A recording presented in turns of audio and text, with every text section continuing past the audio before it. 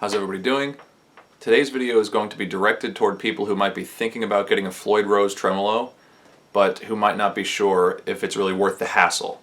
So in this video I'm going to be outlining what I feel are some of the main pros and cons to better help you decide if that's really the thing for you as a guitarist.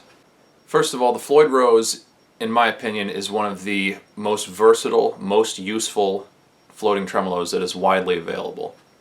With a Floyd Rose you're going to be able to do huge dives, huge dive bombs. Your strings can detune until the point that they're flopping around, not making any sort of note. And depending on how you have it set up, you can do huge pulls as well. And that's the main benefit to a Floyd, is that typically a guitar with a Floyd will have a body cutout where you can pull the bar backwards. The bridge will actually tilt back into the body and increase the tension and increase the pitch of the string. The reason that the strings are able to stay in tune when doing so much diving and pulling with the Floyd Rose is the way that they're secured in. So at the base of the bridge, the strings are screwed straight against a block at the front of the saddle, and the nut itself has these three locks which you screw down to keep the strings retained exactly where they are. So you're not having the strings slip over the nut, then there shouldn't be any movement between the tuners and the nut. Also, just because of how it's set up where the strings are locked down over the nut and at the bridge, it means that your guitar is less likely to go out of tune even if you're not using the Floyd. So except for if a string itself stretches or the temperature of the wood changes between the neck and the body, if you're playing it and you get the neck real warm, there's little differences that'll affect the tuning, but overall the tuning stability is better than average with the locking nut and the bridge the way it is. Now let's get into some of the things that people don't like about a Floyd Rose. The main thing is, because of the way that it's designed, there's just more hardware that you have to deal with when you either want to just tune your guitar, restring it, do a setup. There's just going to be more involved because there's more pieces that you have to handle. For instance, if you are roughly in tune, you can use these fine-tuning knobs which will apply pressure to slightly change the pitch of each string. But if you're too far out of tune, the only proper way you can tune it is if you loosen these or take these off and allow the string to move over the nut. The other thing is, on the subject of tuning, if you want to drop tune your guitar, so if you're in standard drop D for example, even if you loosen just the top lock on the nut, you're going to, by dropping one string, and this goes with any floating bridge, not just a Floyd, you're going to affect the tuning of every other string because the tension will change and the bridge will actually change position.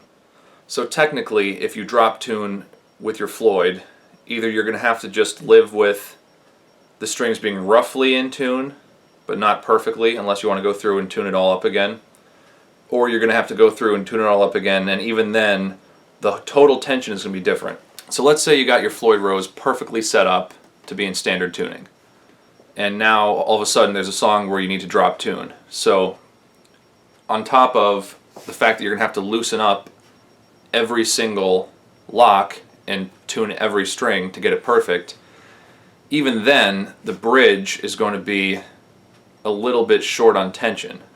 So it'll probably be pulling not exactly to where you had it set. Now in a case like that, it should be just a very slight difference, but if you're really meticulous about the way that your setup feels, you're going to notice it. And on that same principle, if you bend a string with any floating tremolo, the other strings are going to be going somewhat flat. And the reason being because you bend a string, you increase the overall tension, and the bridge gets pulled forward, and now all the other strings have less tension and they go flat. So for example, I bend the third string up. Now, as I'm doing that, the bridge is somewhat tipping forward, and if I wanted to hit the second string, as I'm bending it, I'm just going to pluck the second string now. You can hear, if I bend the third string, the second string, just by itself, is going flat. Listen. And again, as with any floating tremolo, you're also going to have springs in the body, which, if you're strumming really hard, they can vibrate and cause some unwanted noise. And it's kind of like on the level of extra noise that you might hear over your strings on the headstock. If you're strumming really hard and you stop, you might hear like a ringing. It's the same type of vibration with the springs. And even with this guitar, not even plugged in, if I silence the strings and I just knock on it, you can hear It's just the springs vibrating, and that can come through your amp.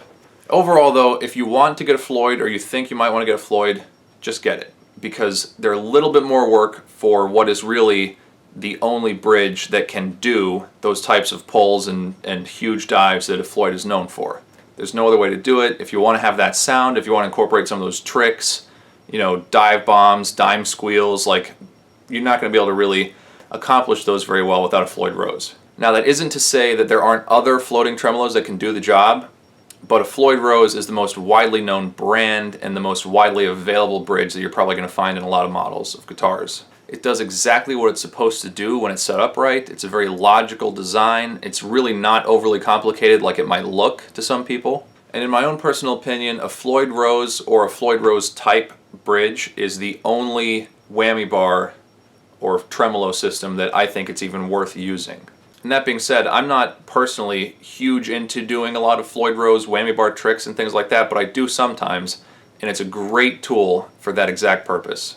So if you're a guitarist and you've been listening to a lot of music where you think, like, I might want to get a Floyd so I can replicate some of that stuff that I'm hearing, I'm here to tell you it is pretty fun. It's not that much of a hassle. You get used to it. I do all my own setups and restrings and everything, and it's not that big of a deal, and it's definitely worth that hassle if that's the sound that you're going for. That's just my 2 cents. Thank you for watching. Please don't forget to like this video, share it, leave a comment, and subscribe to my channel for more content. Thank you.